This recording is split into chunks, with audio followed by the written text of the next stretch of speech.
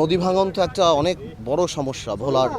ভোলার সবচেয়ে গুরুতর সমস্যায় এই নদী ভাঙনটা, এবং আমরা তো বহু বছর ধরেই দেখে আসতেছি এই কাজ হচ্ছে, এইভাবে নদী ভাঙছে। কিন্তু আনফর্চুনেটলি 17 বছর আওয়ামী লীগ ক্ষমতায় ছিল, কিন্তু যতখানি করার কথা ছিল এতদিন এগুলি সব ঠিক হয়ে যাওয়ার কথা ছিল। মানে ইন্টারিম গভর্নমেন্টের সময়ও তেমন কোনো কাজ হয়নি, যদিও সেই সময় যিনি অ্যাডভাইজার দায়িত্বে ছিলেন তার সাথে আমি বেশ কয়েকবার কথা বলে এটাকে ম্যাচিউর করার চেষ্টা করেছি। এইবার ফাইনালি ইনশাল্লাহ আমাদের একনেকের প্রথম মিটিংয়ে এটা ছিল, কিন্তু যেহেতু 22 সালের হিসাব নিকাশ ছিল সেখানে কিছু টেকনিক্যাল চেঞ্জেস দরকার ছিল। তো আমার বিশ্বাস আগামী একনেকে ইনশাল্লাহ আমরা একটা বড় বরাদ্দ পাবো। ইন দ্য মিন টাইম ভেঙে আসছে তো প্রায় 3 কিলোমিটারের মতো বাকি শহরে যাওয়ার, সে 3-3.5 কিলোমিটার।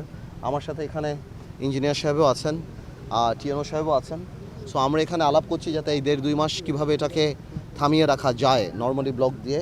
ইনশাল্লাহ এর মধ্যে যখন আমরা একটা বরাদ্দ ইনশাল্লাহ পেয়ে যাব, আমার বিশ্বাস এটা আমরা চলবো। এবং এটাকে আমরা এতটুকু বলতে চাই যে আমরা অত্যন্ত গুরুত্বের সাথে দেখি এই জিনিসটা।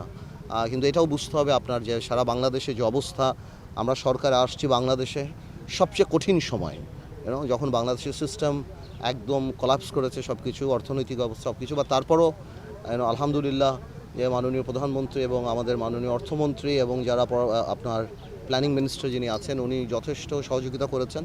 আমার বিশ্বাস নেক্সট টেকনিক মিটিংয়ে আমরা এটা উঠিয়ে ফেলতে পারবো, ইনশাল্লাহ বরাদ্দটা পাবো। আপনারা দোয়া করবেন।